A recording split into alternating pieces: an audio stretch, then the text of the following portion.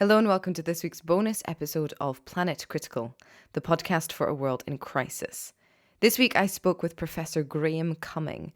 He's the director at the ARC Centre of Excellence Coral Reef Studies at James Cook University in Australia. An ecologist by training, Graham has increasingly focused his work on understanding how do we build resilient systems, how do we build complex systems, and how can we map ecological systems onto human systems in order to better understand the state of the world that we're in today and what to do about the climate crisis. I so enjoyed speaking with him. It was such a far-reaching conversation that covered political polarity, to corals, to wildfires and vegetation, to capitalism. So if you haven't listened yet, I highly suggest you go and check out the episode with Graham. There are so many things that I could speak about having spoken with Graham. I think one of the main things is how optimistic he is that humanity can find a solution and will find solutions to the problems that we face, and how firm he is on pushing that those solutions have to be diverse, that we will find solutions when we upgrade our process of decision making, i.e. the decision making has to become more collaborative,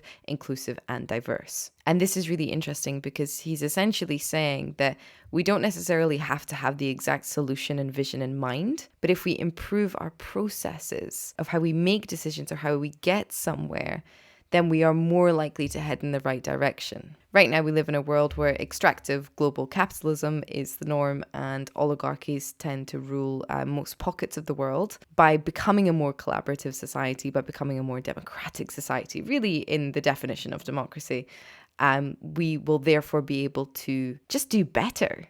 We discussed on the episode that this is a bit of a chicken and the egg scenario because how do you upgrade those processes without kind of doing something about the authority that is in place? And I think, I have that episode with Sally Gorner about how to dismantle the oligarchy and all this kind of stuff. So let's leave the pragmatic politics aside for a second and just think about that concept of improving processes leads to better outcomes. Because I think we really are facing a crisis of imagination with the climate crisis. People genuinely don't know what to do. People genuinely don't know what to sell.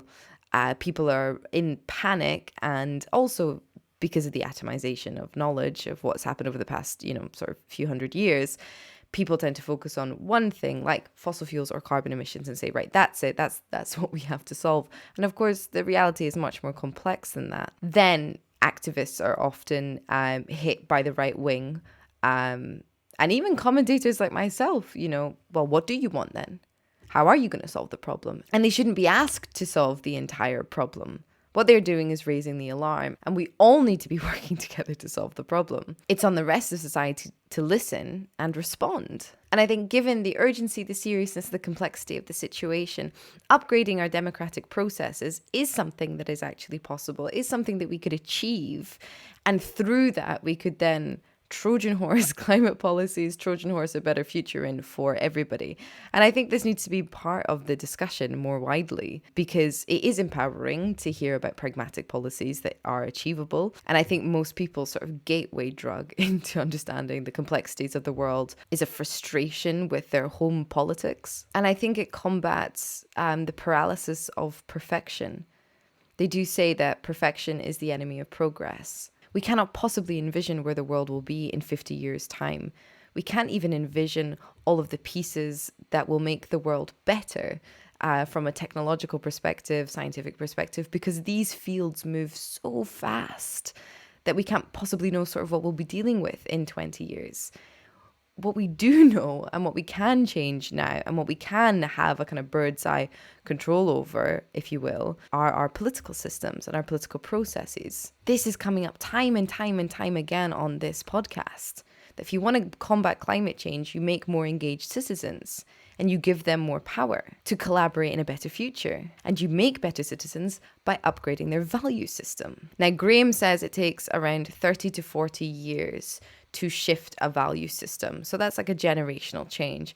And obviously we have the dialogue about whether or not we have enough time. He says that we do have enough time. The other problem then becomes, Who's changing whose value system? How do you teach values? Is it right to export a global value system? I'm really not sure about that one. That's why I'm firmly in the camp of there needs to be a big push of education to create critical thinkers around the world and encourage people to more actively participate in their own citizenship, which comes from empowering people and removing things like precarity and like extractive capitalism and competition, all this sorts of things. And by implementing a new process or a better process, you also create a positive feedback loop with whatever value system that you're trying to engender.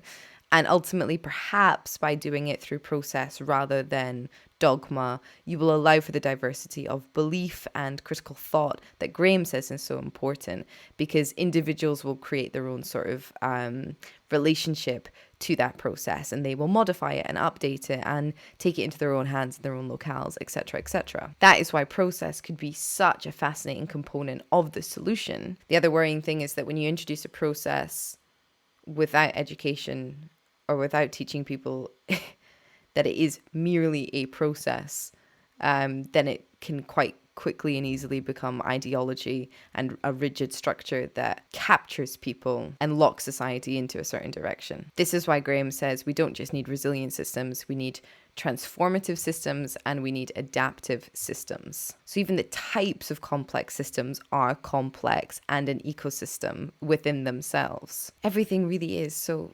insanely complex, but there's something about that complexity and grasping at that complexity that could perhaps, again, allow us a way through.